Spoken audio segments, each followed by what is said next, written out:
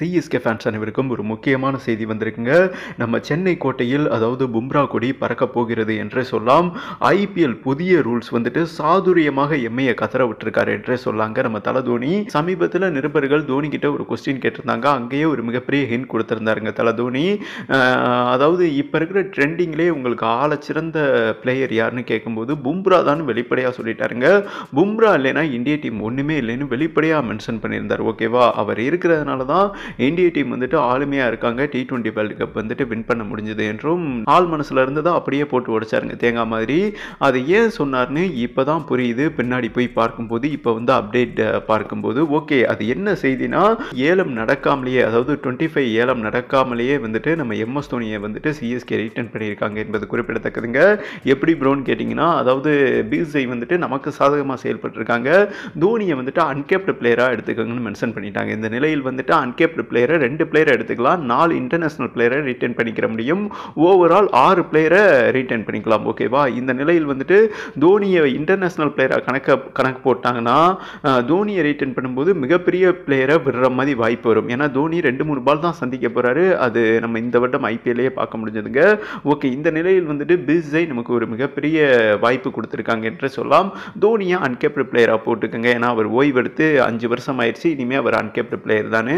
இந்த நிலையில் ஏலம் நடந்தாலும் சரி நடக்கலாட்டினாலும் சரி தோனி அதிகாரப்பூர்வமாக அன்கேப்டு பிளேயர் லிஸ்ட்டில் வந்துட்டு சென்னை டீமில் விளையாடுவார் என்றும் ஒரு முக்கியமான செய்தி வந்திருக்குங்க. அதனால் ஏலத்தை பற்றி ஒரி பண்ணிக்கிறாதீங்க. தோனி டெஃபினட்டாக 25 ஐபிஎல் எல்லோ ஜெர்சியில் ப்ளே பண்ண போகிறார் என்பது குறிப்பிடத்தக்கது. இது ஒரு நற்செய்தி. அதே மாதிரி மும்பை டீமுக்குள்ளே ஏகப்பட்ட ஏற்றத்தாழ்வு வந்துட்டு நடந்துக்கிட்டு இருக்குங்க. ஹர்திக் பாண்டியா வந்துட்டு நான் அந்த டீமில் விளையாட மாட்டேன்னு சொல்லியிருக்காரு. ஏன்னா நீங்கள் அம்பானி லாஸ்ட் மையம் கல்யாணத்தில் கூட நீங்கள் பார்த்துருப்பீங்க. அந்த நீட்டா அம்பானி இருக்காங்க இல்லையா, ரோஹித்தை கட்டி பிடிச்சி அழுதுனாங்க, காலில் பிடிச்சி அழுதுனாங்க, எப்படியாவது நீங்கள் தான் எங்கள் டீமுக்கு மறுபடியும் கேப்டன் பண்ணணுன்னு. ஏன்னா எம்ஐ டீம் பார்த்தீங்கன்னா ஷேர் மார்க்கெட்டில் மிகப்பெரிய லெவலில் அடி வாங்கிடுச்சு. ஸ்பான்சர்ஷிப் வந்துட்டு மிகப்பெரிய லெவலில் குறைஞ்சிருக்குங்க. ஏன்னா ரோஹித் சர்மா தான் அங்கே ஒரு மிகப்பெரிய பிராண்ட் அம்பாஸ்டர். ஓகேவா, ஹர்திக் பாண்டியாவை யாருமே விரும்ப மாட்டாங்க. அது நீங்கள் இந்த சீசன் ஐபிஎல்லே பார்க்க முடிஞ்சது. இந்த நிலையில் தான் அந்த அம்மா வந்துட்டு கட்டி பிடிச்சி பார்த்துச்சு, கதறி பிடிச்சி பார்த்துச்சு, போமா அங்கிட்டுன்னு வெளிப்படையாக சொல்லிட்டாருங்க. இல்லை நான் வேறு டீமுக்கு ப்ளே பண்ணுறேன்னு.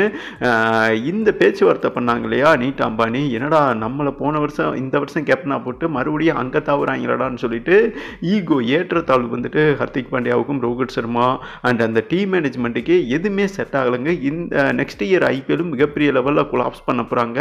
பும்ராவுக்கு இந்த அணுகுமுறை வந்துட்டு பிடிக்கவே இல்லைங்க. அதாவது வெளியிலேருந்து ஒரு பிளேயரை கேப்டனாக போட்டாங்க. ரோஹித் சர்மா 5 முறை சாம்பியன் வின் பண்ணி கொடுத்துருக்காரு. இப்போ இவன் சரியாக கேப்டன் பண்ணாதனால மீண்டும் ரோஹித் சர்மாவுக்கே போகிறாங்க. அப்போ நம்மெல்லாம் கண்ணுக்கு தெரியலையா? ஏன்னா இவரும் ஆளச்சிறந்த கேப்டன், இந்திய டீமுக்கெல்லாம் டெஸ்ட் டீம் கேப்டன் பண்ணியிருக்காரு. இவர் இல்லைன்னா இந்திய டீமே கிடையாது. ஓகேவா, T20 வேர்ல்டு கப் வின் பண்ணியிருக்கோம்னா பும்ரா தான். பும்ராவை அவங்க ஒரு பொருட்டாவே மதிக்கலைங்க. ஒரு கேப்டன் மெட்டீரியலாக பார்க்கல, ஒரு பிளேயராக தான் பார்க்குறாங்க. இது வந்துட்டு பும்ராவுக்கு ஒத்து வரல. என்னடா அவங்க 2 பேர் மேலேயே இவங்க நம்பிக்கை வைக்கிறாங்களே தவிர நம்ம மேலே நம்பிக்கை வைக்க மாட்டாங்க. இது நமக்கு ஒத்து வராது. ஏன்னா இந்த மாதிரி ஒரு குளறுபடியோடு அந்த டீம் இறங்கினாலே கொலாப்ஸ் ஆயிருங்க. அதனால தான் போன சீசன் இந்த சீசன் அவங்க லாஸ்ட் பிளேஸில் இருந்தாங்க பாயிண்ட் டேபிளில்.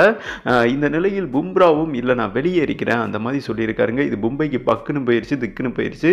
அவர் ஆல்ரெடி வந்துட்டு செம்ம ஸ்கெட்ச் போட்டு தாங்க இந்த முடிவை எடுத்திருக்காரு. சிஎஸ்கே டீம் மேனேஜ்மெண்ட்டுக்கு அப்ரோச் பண்ணியிருக்காரு.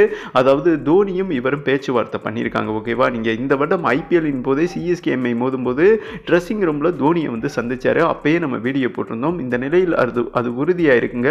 பும்ரா வந்துட்டு டெஃபினட்டாக 25 எல்லோ ஜெர்சியில் வந்துட்டு ப்ளே பண்ணுவார் என்றும் ஒரு முக்கியமான செய்தி வந்திருக்குங்க. ஏன்னா தோனிக்கு வந்துட்டு லாஸ்ட் சீசன் அவருக்கு ஒரு மரியாதையை கொடுக்கும் விதமாக அவர் தலைமையின் கீழ் இவர் விளையாட வந்துட்டு ஆசைப்பட்டிருக்கிறதா ஒரு முக்கியமான செய்தி வந்திருக்குங்க. சேம் டைம் மும்பையோட செயல்பாடுகள் பிடிக்கல. இந்த நிலையில் வந்துட்டு சரி பும்ரா வெளியே போனார்னா அதே மாதிரி இன்னொரு பும்ரா எங்களுக்கு வேணும். அந்த பும்ரா யாருக்கிட்ட இருக்காங்க? சிஎஸ்கே டீம் கிட்ட தான், வேற யாருமே இல்லை, பத்ரானா தான். பும்ரா மாதிரி ஒரு பவுலர் வெளியே வராருன்னா எல்லா டீமும் என்னங்க சொல்றது, ஒரு கடவுள் வரம் கொடுக்குற மாதிரி அந்த வரத்தை விடுவாங்களா? சிஎஸ்கே டீம் பும்ராவை எடுத்துக்கொண்டு பத்ரானா வந்துட்டு எம்ஐ டீமுக்கு விட்டிருக்கிறதா ஒரு முக்கியமான செய்தி ஹிந்தி ஊடகங்களில் வந்திருக்குங்க. இந்த நிலையில் பத்ரானா டெஃபினட்டாக ப்ளூ ஜெர்சியில் எம்ஐ டீமில் 25 ப்ளே பண்ண போகிறாரு. அதே 25 ஐபிஎல் எல்லோ ஜெர்சியில் தோனிக்காக மட்டும் இந்த முடிவை பும்ரா எடுத்திருக்கிறதாகவும், சேம் டைம் எம்ஐ டீமோட நிர்வாகத்தில் ஏகப்பட்ட குளறுபடி இருக்கிறதுனாலையும் பும்ரா வந்துட்டு ஃபைனலாக அந்த முடிவு எடுத்திருக்கிறதா ஒரு முக்கியமான செய்தி வந்திருக்கு என்பது குறிப்பிடத்தக்கதுங்க.